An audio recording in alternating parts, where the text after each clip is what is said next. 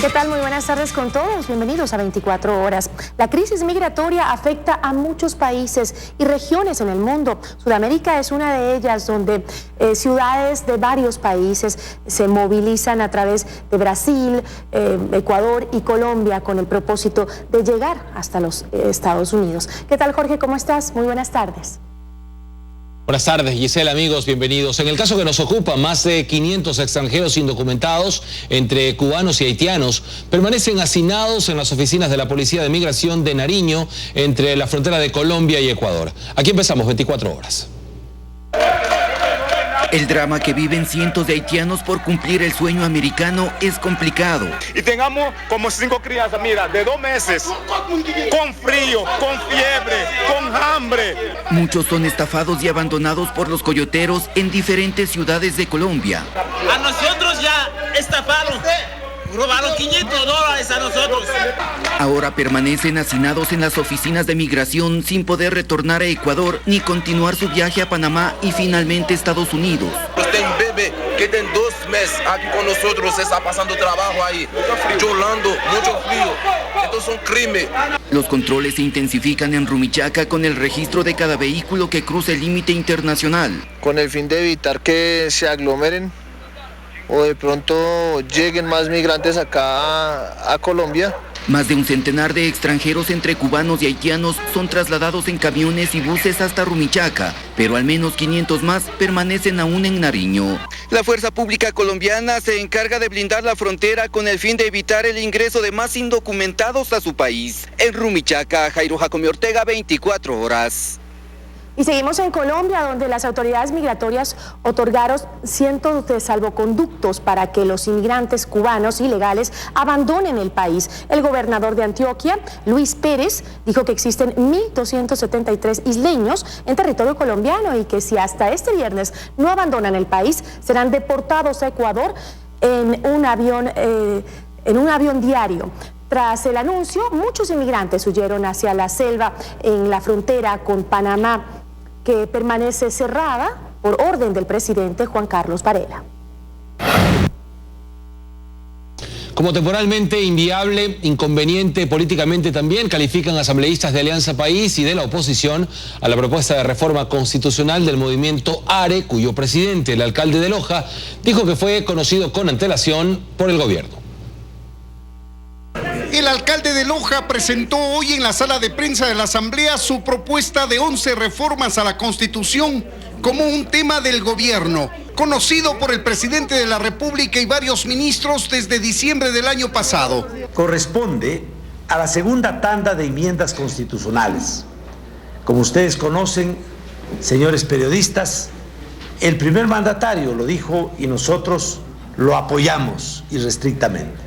El país requiere de una segunda etapa de enmiendas constitucionales. Pero en filas de Alianza País la reacción pasó desde la sorpresa porque no conocían de las reformas hasta descartar la propuesta. A mí me ha sorprendido porque no hemos conocido, a pesar de que es aliada del bloque de asambleístas de país. En nuestro bloque legislativo no hemos tratado el texto, no hemos conocido a profundidad cuál es el contenido. Este disidente del movimiento de gobierno fue tajante en su concepto frente a la propuesta de reforma constitucional. Extemporáneo, improcedente, inconveniente y en general inviable. Otros, en cambio, quieren conocer primero el contenido y se reservan su criterio frente a la oportunidad política. Esto de la reforma no es una cosa sencilla, tiene todo un andamiaje y sobre todo tiempos, ¿no? Y hay quienes que de plano aseguran que se trata de una maniobra electoral para ganar notoriedad. Es exactamente lo mismo en términos de comportamiento electoral que lo que está haciendo la señora Pamela Aguirre, o sea, es las propuestas de PAME 2. Y en época electoral habrá mañana o la próxima semana una PAME 3, una PAME 4, es decir, personas que quieran visibilizarse en medios. No se puede andar reformando la Constitución cada mes, porque si no es tela de bordado. Y para que esta propuesta de reforma se convierta en tal y llegue hasta la Corte Constitucional, deberá tener el apoyo de al menos el 30% de firmas en la Asamblea. Te haré mi firma de apoyo de ser del caso, si mi movimiento político así lo discute. En Quito, Freddy Paredes, 24 horas. Según el asambleísta de Alianza País, Fausto Cayambe, la Corte Constitucional ya dio luz verde a la realización de la consulta popular planteada por el presidente de la República, mediante la cual se impediría ejercer un cargo público o ser candidato si tienen empresas o bienes en paraísos fiscales. Al día de ayer conozco que ya dio el dictamen la Corte Constitucional a la consulta popular para el pacto político y así combatir los paraísos fiscales, por lo tanto está avanzado ya. ¿Qué ha dicho la Corte? De lo que conozco que hay el dictamen, esperemos que se notifique. Estoy seguro que nos da vía libre, esperemos dar lectura ya el dictamen. Así que el día ya está avanzado este procedimiento, ya corresponderá al Consejo Nacional Electoral determinar el procedimiento adecuado para que el pueblo ecuatoriano se pronuncie en febrero del 2017. El presidente del Consejo Nacional Electoral recordó que las enmiendas no son de competencia de este organismo, aunque varias se refieren a temas electorales. Además, recordó que no puede hacer cambios en materia electoral un año antes de las elecciones. Varias de las enmiendas constitucionales presentadas en las últimas horas hacen referencia a temas electorales, como cambios en la elección de prefectos, la eliminación del fondo partidario permanente para las organizaciones políticas, la disminución del número de legisladores, el incremento del periodo de tiempo en los cargos y la eliminación del voto en plancha. Sin embargo, el titular del CNE dice desconocer aún el tema, que por ahora no es materia del Consejo. No somos competentes sobre ese proceso y desconocemos todavía el contenido. Hay una norma constitucional muy clara, por tanto, cualquier reforma, cualquier paquete de enmienda, cualquier trámite que se dé sobre un proceso que tenga impacto, incidencia sobre leyes electorales, tendrá que ser luego de las elecciones. Ahora que los electores LGBTI pueden cambiar su género en la cédula de identidad, desde el CNE aseguran que está lista la logística para su sufragio. Las personas que tienen en su cédula género femenino o género masculino, como es su voluntad, pueden estar en la fila o de hombres o de mujeres. Además, como parte de la etapa preelectoral, el CNE y la Cancillería firmaron un convenio por el voto en el exterior. Este, dicen, fortalecería los procedimientos electorales fuera del país, donde por ahora hay 378.433 ciudadanos habilitados para votar. Aprobamos una resolución en donde se hará una transferencia de aproximadamente $2,5 millones de dólares a los diferentes consulados, 69 consulados. Tenemos que entrar en una verdadera campaña desde nuestros consulados para que la gente se acerque, se registre, para que luego pueda también ejercer su derecho al voto. E hizo un llamado a quienes no se han registrado para que ejerzan su derecho al voto. En Quito, María Gracia Costa, 24 horas. Álvaro Noboa presentó su nueva agrupación política, Adelante Ecuador Adelante, que fue ya reconocida por el Consejo Nacional Electoral. Por otro lado, el Movimiento Blanco le propone al colectivo La Unidad a Paul Carrasco como precandidato presidencial. Creemos que Paul Carrasco es el candidato más potable y más potente para derrotar al correísmo. Sería la segunda prenominación presidencial para el prefecto de Azuay y líder del movimiento Juntos Podemos, Paul Carrasco. Ahora es el Movimiento Blanco que aglutina médicos a nivel nacional. Su vicepresidente nos da las razones. Y la gente quiere un candidato joven, con experiencia, con carácter, que defina verdaderamente las condiciones de resolución que tiene como problema el país. Que no sea de Guayaquil y que no sea de Quito, que sea una tercera ciudad. Que sea donde sea. Movimiento Blanco no está reconocido como agrupación política por parte del CNE para estas elecciones.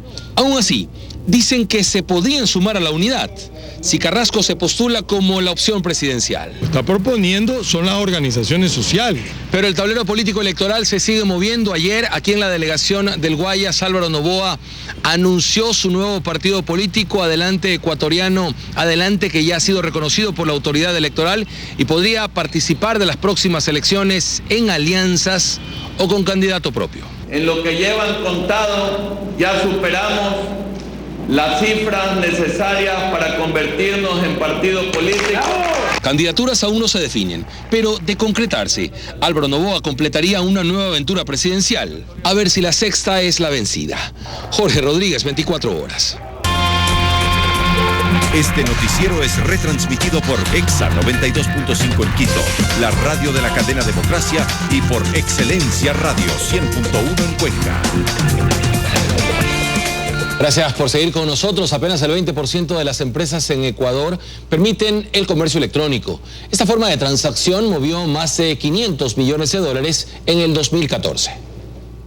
Se casó a los... Guillermo tiene una ferretería en Playas, quiere cerrar su local físico para abrir uno por internet. Y pensamos nosotros que podemos lograr tener un espacio en el Ecuador y en el mundo para poder lograr brindar nuestros productos y servicios. Job Vergara representa a una compañía de taxi que solo recibe carreras por internet. Hace varios meses se implementó la opción de pago con tarjeta de crédito, aunque el efectivo es más popular. Más seguro sea el marco para poder hacer transacciones en cada una de las aplicaciones o plataformas electrónicas de comercio electrónico. El nivel de credibilidad va a ser mayor para que los usuarios cada vez tengan esa confianza para poder utilizarlos. Antonio Ricaurte vende en su local equipos de rastreo satelital, pero quiere abrir más su negocio. Muchas veces pensamos que hacer negocio electrónico con compañías de afuera es seguro, hacer los pagos con tarjeta de crédito, pero la gente podría pensar en un momento dado que hacerla aquí localmente es inseguro. Según el Ministerio de Telecomunicaciones, apenas el 20% de las empresas en el país hacen comercio electrónico, de ahí la necesidad de impulsar este tipo de negocios. La idea es desarrollar esta confianza y tanto en los consumidores como en los productores. Para eso, reconoce Fiallos, se necesitan más estrategias por parte del gobierno. Consideramos nosotros que el dinero electrónico es una herramienta fundamental para desarrollar y fomentar el comercio electrónico. En 2014, según las últimas cifras del ministerio, el comercio electrónico movió más de 500 millones de dólares. Empresarios y varios representantes del régimen participaron hoy de un evento para fomentar el comercio electrónico. Joana Ramos, 24 horas. La comisión interventora permanecerá en la Universidad de Guayaquil hasta cuando se dé el cambio de categoría. Así lo dio a conocer Enrique Santos, miembro del CES. También se refirió a la pugna que existe entre la Universidad Andina y el Consejo de Educación Superior. Que la opción de implementar un mecanismo de elección con voto universal y directo para designar al nuevo rector titular de la Universidad Andina Simón Bolívar no es viable, dijo el representante del Consejo de Educación Superior, Enrique Santos. En el mes de febrero el Consejo tomó la decisión de aceptar el encargo que se hizo por parte del Consejo Superior para que el doctor Jaime Breil se encargue del proceso de designación. Se dio un plazo que es el que está establecido en la normativa ecuatoriana, que son 90 días. Ese plazo no se cumplió. Retraso que, a decir de Santos, obedece únicamente a la intención del rector interino de perpetuarse en el cargo. La Universidad Andina, por su parte, ha dicho no aceptar esta disposición, pues considera que lo que buscan es poner una persona externa al mando de la institución para que intervenga en los procesos eleccionarios de la universidad, y pone como ejemplo el caso de la estatal de Guayaquil, donde hay una comisión interventora que debió retirarse el 10 de agosto tras 3 años de labores, pero que extendió su periodo hasta el 7 de noviembre. La agenda electoral termina el 7 de noviembre, es decir, él está pensando en la nueva autoridad electa después del proceso que se va a realizar el 28 de octubre. Santos justifica esta prórroga, pues dice que sería una irresponsabilidad dejar a la estatal antes de que se cumpla el objetivo principal de la comisión, que era hacer subir de categoría a la institución en el proceso de acreditación. Una vez que finalice ese periodo, en ese momento nosotros procederemos a retirarnos como interventores. Luisa María Heredia, 24 horas.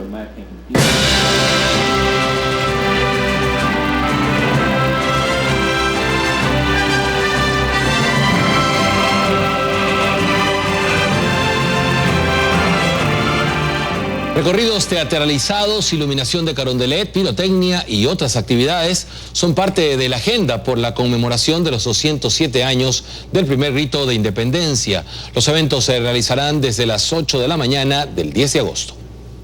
Ustedes están bajo el dominio español. ¡Aléjese! Revivir los hechos del 10 de agosto de 1809 es revivir la historia que nos hizo libres, y será posible recordar a través de las actividades que se realizarán este miércoles cuando se cumplan 207 años del primer grito de independencia.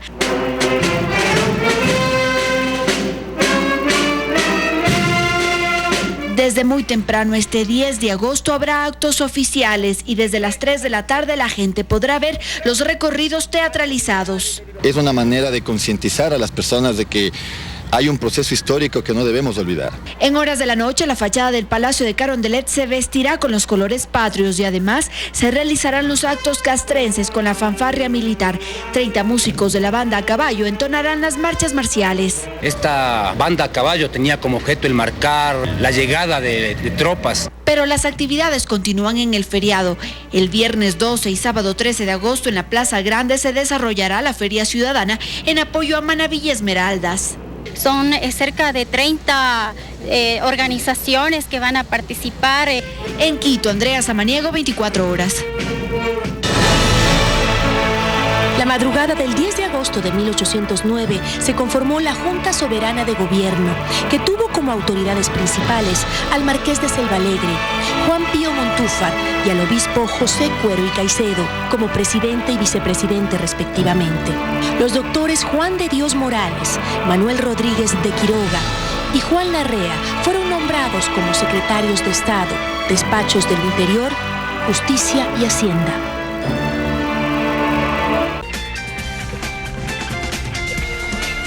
Televidentes, amigos, buenas tardes. El empleado de una cooperativa de ahorro y crédito fue herido luego de que 2 delincuentes en moto lo asaltaron, despojándolo de $50.000 que minutos antes fueron retirados de un banco en Riobamba.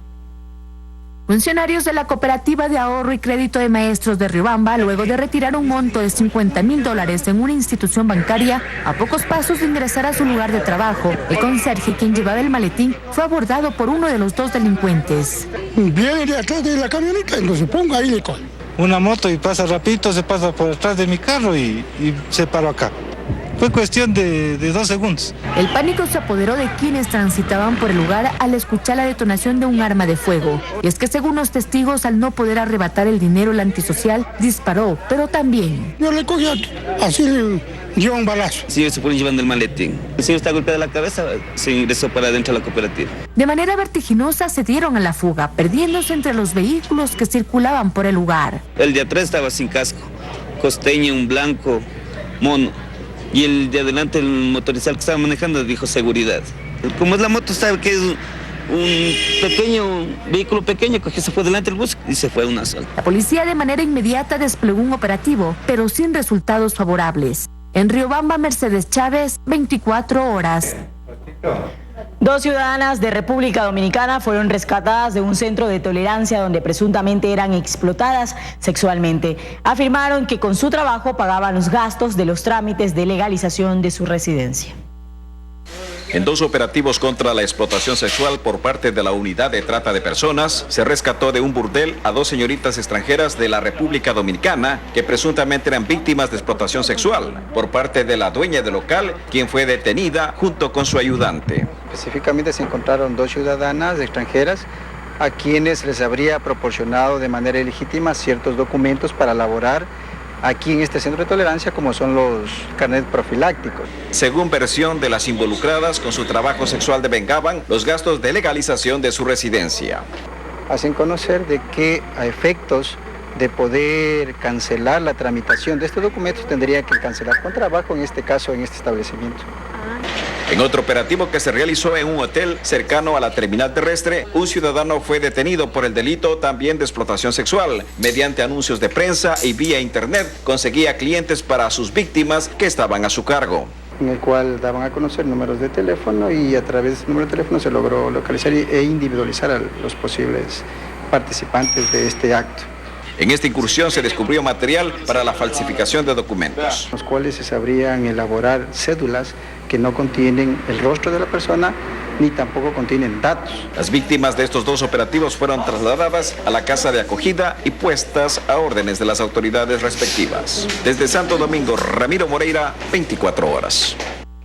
Habitantes de la comunidad cuchaensa, a 60 kilómetros de Maca, retienen a 3 presuntos implicados en la profanación de tumbas.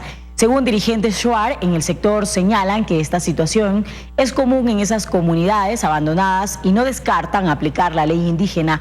Así deciden en una asamblea prevista para hoy. Tras estas puertas de hierro y vigilados por uno de los mayores de la etnia Shuar, estarían los 3 implicados en la profanación de una tumba en el cementerio de la comunidad de Cuchaensa, ubicada a 60 kilómetros de Macas. Ha venido suscitando en algunas ocasiones más, pero por fin se han caído estos jóvenes. Acá están los tres. Yo estoy cuidando. Los pobladores de esta localidad reaccionaron luego de percatarse que uno de los nichos había sido vulnerado, lo que generó inmediatamente malestar en la población. Psicológicamente a la familia de ese finado lo han acabado. No es solamente aquí, sino en otras comunidades también ha sucedido. La policía judicial llegó al lugar para dialogar con los movilizados, pero no pudieron tomar contacto con los retenidos por ser que la comunidad en una asamblea definirá si entregan a la justicia ordinaria o aplican el castigo indígena. Es de aplicar la ley indígena, igual tomaremos la decisión con todo presente que se van a estar ahí en esa sesión. Si la decisión es sancionar de acuerdo a sus tradiciones, este sería el primer caso en la etnia Shuar, luego de entrar en vigencia la actual constitución. En Cuchaenza, Morona, Santiago, Wilson Cabrera, 24 horas. Gracias por continuar junto a nosotros. Se inauguró la nueva planta de envasado de gas licuado de petróleo en Esmeraldas. Con esta planta se espera cubrir al 100% las necesidades del producto hidrocarburífero en la provincia verde. El nuevo sistema de envasado de gas licuado de petróleo, GLP, en Esmeraldas fue inaugurado con la presencia del ministro del ramo. Una nueva planta de envasado de la empresa pública EP Petroecuador. Los beneficios de este proyecto son fundamentales, primero porque se repone un equipo que tenía muchos años de operación por un equipo totalmente moderno. Con la implementación de este nuevo sistema, denominado por Carrusel, se espera duplicar el proceso de envasado de la planta de 280 a 560 cilindros de gas por hora. Equipos que teníamos anteriormente cumplieron su ciclo de vida. El realizar el mantenimiento resultaba mucho más costoso porque sus repuestos ya no se los encontraba en el mercado.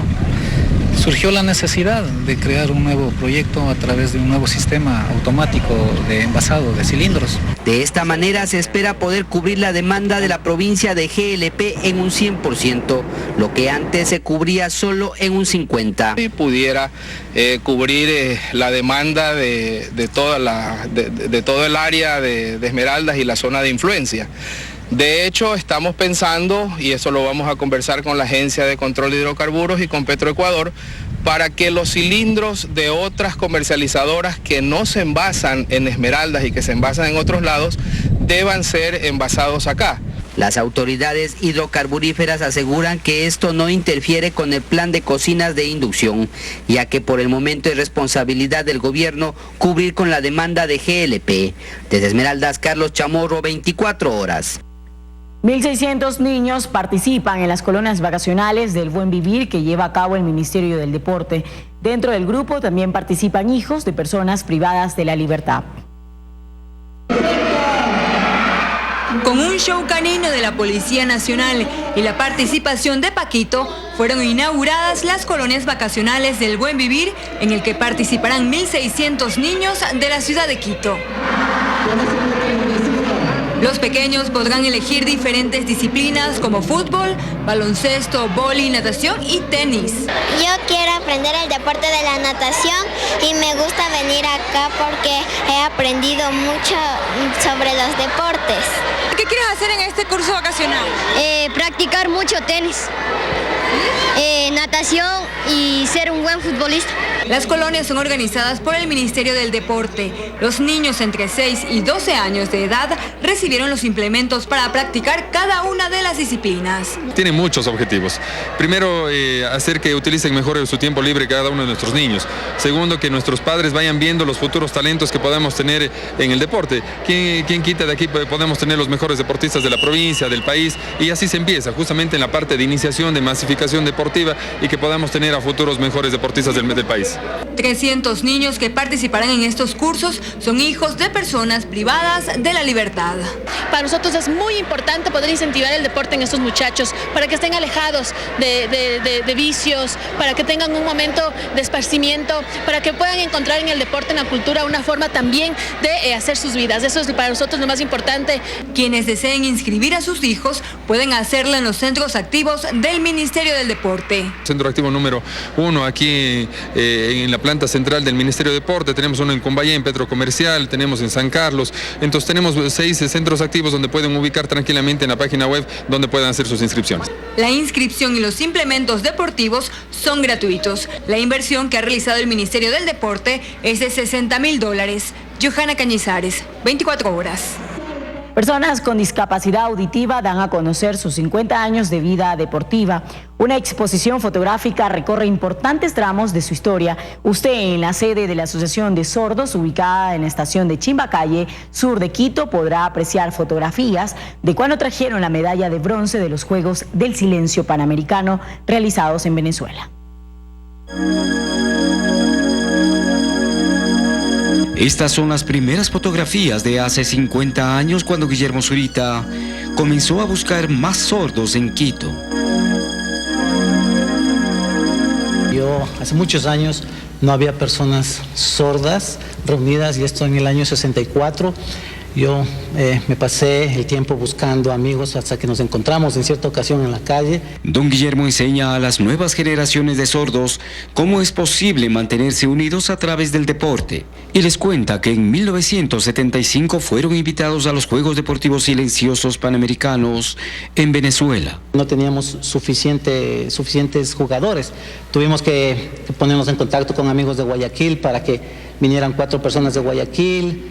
Recuerda también que no tenían dinero para viajar y decidieron visitar al gobierno de Guillermo Rodríguez Lara.